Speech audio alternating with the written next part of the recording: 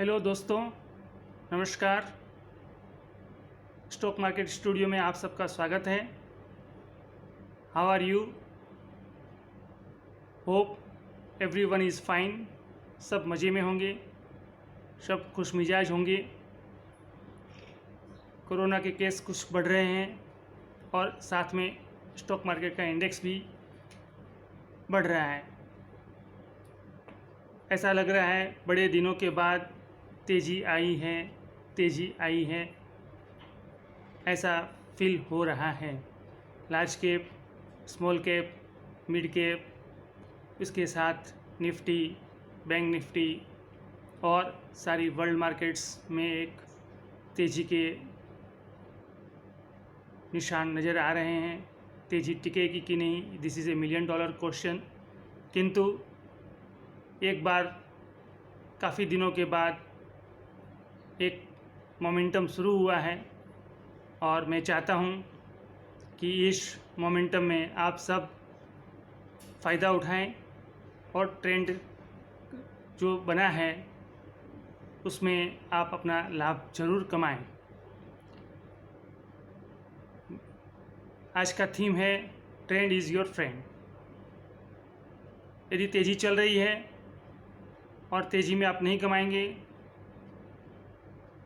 तो आपका wealth creation नहीं होगा। तेज़ी के साथ आपको तेज़ी करनी है, मंदी नहीं खोजनी है। और जब मंदी चलेगी तब आपको बाज़ार से या तो आउट होना है या तो शॉर्ट सेल करना है। तो ट्रेंड इज़ योर फ्रेंड। आपको ट्रेंड के साथ रहना है और आपको एक मिनिमम रिटर्न्स 2 से 3% या 4% का मिनिमम मिनिमम रिस्क लेकर के आपका टारगेट्स अचीव करना है। यदि आपको लगेगा कि 2 से 3%, 4% में क्या होने वाला है, महीना का 2-3% रिटर्न बहुत ज़्यादा होता है। इसका एक छोटा सा एग्जांपल मैंने लास्ट एपिसोड में दिया था, फिर मैं आपको देना चाहूँगा कि महीना का 3% या 2% रिटर्न काफ़ी मायने रखता है लॉन्ग टर्म के लिए। जैसे कि आपने यदि 2000 के साल में 1 लाख रुपया सेविंग अकाउंट में इन्वेस्ट करके रखा है जिसका रिटर्न 4% है, तो आपका वैल्यू होती है आज 20 साल के बाद केवल 2,20,000 से 2,25,000 तक। आपने यदि NSE, KVP, PPF या और भी FD में वगैरह में रखा है जिसका रिटर्न अप्रोक्सीमेटली 8 to 9% होता है, तो उसका 1 लाख का वैल्यू होगा 4.5 लाख से 5 लाख के बीच में आफ्टर 20 ईयर्स। और इन्फ्लेशन वगैरह देखते हुए इसकी वैल्यू बहुत ही नेग्लिजिबल होगी। यदि आपने अच्छे म्यूचुअल फंड में इन्वेस्ट किया है तो इसका वैल्यू 15 से 16% का रिटर्न आया है। गोल्ड में इन्वेस्ट किया है 2000 के साल में, तो इसमें भी 15 से 16% का average return, annual growth return आया है। तो इसकी वैल्यू आपकी करीब करीब जो है 19 से 20 लाख रुपया हो जा रही है 16% का रिटर्न के हिसाब से। लेकिन इसमें आपको समझ में आ रहा है कि मैं आपको बोला कि आपको 2 से 3% कमाना है, चाहे वो कोई भी बिजनेस से आप कमाएं, आपकी एक्सपीरियंस जिसमें हो उसमें से आप 2% कमाएं। आप ट्रेंड को फॉलो करें, आप ट्रेंड का सर्च करें, थोड़ी सी मेहनत करें, थोड़ा सा टाइम दें उसमें, और आपको 2% टारगेट रिटर्न्स मिनिमम और मैक्सिमम 3% का हिसाब से एकदम मिनिमम रिस्क लेकर के आप चलें, तो ये 1 लाख रुपये का अप्रोक्सीमेटली 74 से 75 लाख हो जाएगा 2% के हिसाब से। आप अपना कैलकुलेटर करके एक्सेल में आप अपना देख सकते हैं कि 24% एनुअल रिटर्न के हिसाब से आपकी AUM करीब करीब 74 लाख हो जाएगी और 25 साल में 1 करोड़ से ऊपर हो जाएगी केवल 1 लाख का इन्वेस्टमेंट में। तो ये मैं आपको सजेस्ट करना चाहता हूँ, ये इन्वेस्टमेंट अवेयरनेस प्रोग्राम के तहत एक एजुकेशनल पर्पस के हिसाब से मैं अपने व्यूज़ आपके साथ शेयर करना चाहता हूँ। मेरा इन्वेस्टमेंट आइडियाज़, स्टॉक मार्केट के आइडियाज़, म्यूचुअल फंड के ideas, financial planning, tax planning और रिस्क मैनेजमेंट, इसके द्वारा आपको वेल्थ क्रिएशन करने के लिए मैं आपको अपने आइडियाज़ शेयर करना चाहता हूँ। और मैं चाहता हूँ कि आप सब भी अच्छा पैसा कमाएं, अच्छी वेल्थ क्रिएशन करें और आने वाले दिनों में आप अपने सपनों को साकार करें। ये मेरी अंतर से मनोकामना है कि आपका सबका वेल्थ क्रिएशन बहुत अच्छा है हो। तो ट्रेंड फॉलो करने का सजेशन मैं आपको हमेशा देता हूँ कि अभी जो है मार्केट का ट्रेंड यदि ऊपर का है तो आप उसका बेनिफिट लें। जो चीज़ में ट्रेंड बन रहा है उसमें आप बेनिफिट ले सकते हैं। फॉर एग्ज़ाम्पल, अभी 3 महीना से जो लोगों ने ट्रेंड पकड़ लिया मास्क बेचने का, सैनिटाइज़र बेचने का, इसका बिजनेस, सैनिटाइज़र और मास्क का बिजनेस करने का, पीपीई का बिजनेस करने का, वो काफ़ी सारे पैसे कमाए। उन्होंने ट्रेंड फॉलो कर दिया। जिन्होंने लास्ट ईयर गोल्ड में तेज़ी शुरू हुई थी, गोल्ड को फॉलो किया, उसने भी सारे अच्छे पैसे कमा लिए। तो ये मैं आपको सजेस्ट करना चाहता हूँ। उसके पास एवेन्यू नहीं है, वो स्टॉक मार्केट में अपना जो है कोशिश कर सकते हैं। स्टॉक मार्केट में आपको 2 ऑप्शंस हैं। आप डायरेक्ट स्टॉक मार्केट में इन्वेस्ट कर सकते हैं या फिर म्यूचुअल फंड के द्वारा आप इन्वेस्ट कर सकते हैं। म्यूचुअल फंड में इक्विटी फंड मैनेजर्स होते हैं जो अपना आपके फ़ंड का मैनेज करते हैं और आपका पैसा शेयर बाज़ार में रुकते हैं आपके बिहाफ में। तो उसमें भी रिटर्न जो है आपको उतना ही आता है करीब करीब जो आपको डायरेक्ट शेयर मार्केट में आता है। जैसे पिछले दिनों में 2 महीना में आपको 10% का रिटर्न करीब करीब बहुत सारे फंडों ने दिया। ट्रेंड फॉलो करने के लिए मैं आपको बोलूँगा, जैसे कि फार्मा सेक्टर का बहुत अच्छा तेज़ी का ट्रेंड बना था लास्ट 3 महीना से। अब ये आपको समझ में नहीं आ रहा है कि कौन से फार्मा के शेयर्स चलेंगे और कौन से फार्मा के शेयर्स में लूँ।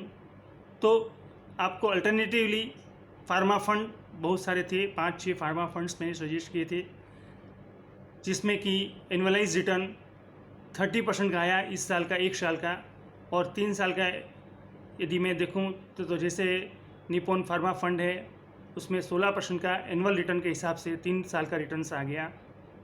तो ये कुछ फंड्स जो है सिलेक्टिवली फंड्स अच्छे परफॉर्म करते हैं। आप फंड स्विच करके आप यदि आपको ट्रेंड समझ में आता है कि इसमें तेज़ी का ट्रेंड बन रहा है, इसमें इन्वेस्टमेंट की जो है स्कोप बन रहा है इसमें, तो आप इसमें इन्वेस्ट करना चाहते हैं। उसी तरह से बहुत सारे स्टॉक्स हैं। स्टॉक आइडियाज़ देने का कारण यही होता है कि स्टॉक आइडियाज़ में आपको हम लोग ट्राई करें कि इस स्टॉक में एक अच्छा ट्रेंड बनने जा रहा है, इसमें आप अपना इन्वेस्ट करके थोड़ा सा रिस्क ले करके थोड़ा पैसा बना सकते हैं। आप यदि ट्रेडर हैं तो वो हिसाब से अपनी स्ट्रेटजी बनाएंगे। आप यदि ऑप्शन ट्रेडर हैं या फ्यूचर का ट्रेडिंग है तो हाई रिस्क कैटेगरी में आते हैं, तो उसी हिसाब से अपना आर्बिट्रेज करके, हेज करके, ऑप्शन ट्रेडिंग करके आप अपना स्ट्रेटजी बना सकते हैं। आप यदि शॉर्ट टर्म या मीडियम टर्म ट्रेडर्स हैं तो अपना स्टॉप लॉस रख करके इन्वेस्ट करके अपना जो है पैसा बना सकते हैं। आप यदि लॉन्ग टर्म इन्वेस्टर हैं तो आप थोड़ा थोड़ा स्टॉक जो जिसमें तेज़ी का ट्रेंड बने उसमें आप ले करके और एक अच्छे प्राइस पर आप बेच सकते हैं। तो मैं आपको ये सजेस्ट करना चाहता हूँ कि you follow the trend follow करके, सपोर्ट लेवल्स फॉलो करके आप यदि आप चलेंगे और जहाँ आपको समझ में आए कि यहाँ पर हाई रिस्क हो गया है वहाँ पर आप एग्ज़िट भी हो जाइए। वहाँ पर रेसिस्टेंट लेवल कहा जाता है टेक्निकल लैंग्वेज में और सपोर्ट लेवल कहा जाता है। स्टॉक मार्केट में बहुत सारे एनालिसिस होते हैं, fundamental analysis, technical analysis, market analysis, sentiment analysis और वर्ल्ड मार्केट का ट्रेंड्स, ये सारे चीज़ फॉलो करने पड़ते हैं। ये थोड़ा सा फॉलो आप करेंगे और सजग रह करके आप यदि इन्वेस्ट करें, चाहे स्टॉक मार्केट में डायरेक्टली करें चाहे म्यूचुअल फंड के थ्रू करें, तो मीडियम टू लॉन्ग टर्म में एक आपको अच्छा गेन आता है। लेकिन आपको ट्रेंड्स फॉलो करना पड़ेगा और कहीं पर भी आपको समझ में नहीं आए तो वहाँ पर छोटे छोटे लॉस बुक करके आपको वापस एंट्री लेवल्स के लिए वेट करना पड़ेगा। अभी मैं आपको नेक्स्ट वीक का ट्रेंड दिखा देने के पहले लास्ट वीक का मैं आपको बताऊं, 9580 का लेवल्स में मैंने आपको कहा था कि एक्सपेक्टेड लेवल 10,000 का है निफ्टी का, और जो है मार्केट में एक तेज़ी का ट्रेंड बना हुआ है। आप निफ्टी का पुट बेच सकते थे। 9200 का पुट बेचने का मैंने सजेशन दिया था, जो कि ऑलमोस्ट नेग्लिजिबल प्राइस में हो चुका है। अच्छा रिटर्न्स आया उसमें, 7 to 8% का रिटर्न एक वीक में मिला यदि जिसने भी निफ्टी का 9,200 का पुट बेचा है तो नेक्स्ट वीक के लिए मैं आपको कुछ स्क्रिप्ट दूंगा। उसके पहले मैं बोलूँ आपको कि लास्ट वीक में मैंने आपको टाटा स्टील 295 में लेने के लिए बोला था 320-25 का टारगेट के लिए, लेकिन वो 340 पे आया। 14 to 15% का रिटर्न इन ए वीक का है दे दिया। JSW स्टील ने भी 185 में मैंने सजेस्ट किया था, जो कि 198 क्लोज हुआ है। 5 to 6% का रिटर्न आया। 220-25 का टारगेट था। कैश शेयरों में मैंने एक छोटा सा शेयर दिया था मार्शन फार्मा, 22-23 का प्राइस था और 45% रिटर्न दिया। 32 रुपीज़ क्लोज हुआ ये 5 दिनों के अंदर में। भेल, कोल इंडिया और ITC ये 3 स्टॉक जो है परफॉर्म नहीं कर पाए अच्छी तरह से। कोल इंडिया ने 2% से 3% रिटर्न दिया और ITC भी 2% का रिटर्न दिया और भेल वहीं पर 28 रुपये के आसपास अभी भी चल रहा है। इसका ट्रेंड भी अभी अच्छा लग रहा है। नेक्स्ट आने वाले दिनों में आप उसको होल्ड कर सकते हैं। 26 रुपया का स्टॉप लॉस में आप उसको होल्ड कर सकते हैं। 32 रुपया से 40 रुपये का target medium to long term में बन सकता है। अब आने वाले दिनों में मैं इस स्क्रिप्ट के पहले आपको निफ्टी का ट्रेंड्स दे दूं। निफ्टी 10,142 पर बंद हुआ है और रेसिस्टेंस लेवल 10,350, 10,470 और 10,650 के आसपास है। और नीचे में 10,100 के नीचे जाए तो 9,940 का स्टॉप लॉस है। उसके नीचे ट्रेंड थोड़ा वीक हो जाएगा और मेजर स्टॉप लॉस 9,700 का है। उसके नीचे आपको निकल जाना पड़ेगा, लॉस बुक करना पड़ेगा। बैंक निफ्टी में 21,000 के अराउंड क्लोज हुआ है। 20,000 का सपोर्ट लेवल्स है और काफ़ी दिनों के बाद बैंक से स्टॉक में मूवमेंट आई है और ऊपर में 22,500 से 23,000 तक का ट्रेंड आपको दिखने मिल सकता है। 20,000 नहीं टूटे तो ये आपका निफ्टी और बैंक निफ्टी का ट्रेंड्स हैं। कॉल पुट के लिए आपको अपने एडवाइज़र से सजेशन लेना पड़ेगा। स्टॉक के लिए मैं पर्टिकुलर स्टॉक के बारे में आपको बताऊं तो श्री राम ट्रांसपोर्ट अच्छा लग रहा है। 610 रुपया अप्रोक्सीमेट प्राइस क्लोज हुआ है।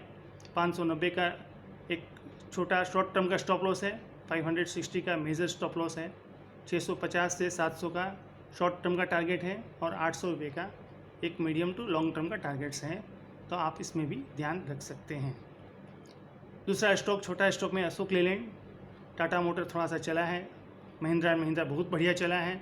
ऑटो स्टॉक में एक अच्छी रैली आई है, लेकिन अशोक लेलैंड अभी भी अंडर परफॉर्म रहा है। 47-48 में आप इसमें भी ध्यान करके इन्वेस्ट कर सकते हैं। 44-45 का स्टॉप लॉस रहेगा। 55 से 60 रुपये का टारगेट्स रहेगा। 50 रुपये का कॉल 2.5 रुपया 3 रुपये में मिल रहा है। 1.5 रुपये का स्टॉप लॉस में आप उसमें भी ध्यान रख सकते हैं। 5 से 10 रुपये का टारगेट इसमें रहना चाहिए। और छोटे स्टॉक्स में मैं आपको इंडियन बैंक सजेस्ट करूंगा, क्योंकि बैंक स्टॉक्स से चलने शुरू हुए हैं। KTK बैंक ये भी अच्छा स्टॉक है। 43 रुपीज़ प्राइस है। इंडियन बैंक 53 रुपया प्राइस चल रहा है। उसमें भी आप जो है ध्यान बनाकर इन्वेस्ट कर सकते हैं और इसमें अपना निवेश कर सकते हैं। एक ब्लू चिप स्टॉक में आपको बोलूँगा तो रेमंड्स में आप ध्यान रख सकते हैं। 310 का प्राइस चल रहा है। लास्ट क्लोजिंग 270-80 के लेवल में आप एंट्री पॉइंट मिले तो ये बहुत अच्छा स्टॉक है। 265 और 270 का स्टॉप लॉस में आप इसमें भी निवेश कर सकते हैं। फंडामेंटली स्ट्रॉन्ग स्टॉक्स में मैं आपको 3 स्टॉक देने की कोशिश कर रहा हूँ। PFC, REC ये दोनों 3 के PE रेशियो में चल रहे हैं। 25 रुपये के आसपास की EPS है। 150 से 200 रुपये की बुक वैल्यू है और 9 रुपया के आसपास 9 से 10 रुपया डिविडेंड पे आउट इसमें मिलता है। और 85 रुपीज़ 86 रुपीज़ में 80 रुपये का स्टॉप लॉस में PSC और 90 रुपये का स्टॉप लॉस में REC, जिसका प्राइस अभी 98 से 100 चल रहा है। इसमें भी आप ध्यान रख करके इन्वेस्ट कर सकते हैं। और एक स्टील स्टॉक में आपको दूंगा KSL कल्याणी स्टील्स लिमिटेड। 170-75 का प्राइस चल रहा है। 160 का स्टॉप लॉस है। इसकी भी 25 रुपया से 30 रुपये की EPS है। 5 का PE रेशियो में चल रहा है। बुक वैल्यू भी काफ़ी अच्छी है और वो भी आपको अच्छा रिटर्न दे सकता है। तो ये आप नज़र में रख करके आप इसमें निवेश कर सकते हैं। आपका इन्वेस्टमेंट स्टॉप लॉस के साथ होना चाहिए और जहां आपको अच्छा रिटर्न्स आए वहां आप प्रॉफिट बुकिंग भी करते जाएंगे। इस तरह से आपकी एक वेल्थ क्रिएशन होगी, आपकी एक वेल्थ बनेगी धीरे धीरे करके। आपको पेशेंस रखना पड़ेगा, इन्वेस्टमेंट करने के लिए एक डिसिप्लिन रखना पड़ेगा और आपके टारगेट्स रखने पड़ेंगे, और जहाँ समझ में नहीं आए वहाँ पर आपको एग्ज़िट भी होना पड़ेगा। तो मैं जयेश ढोलकिया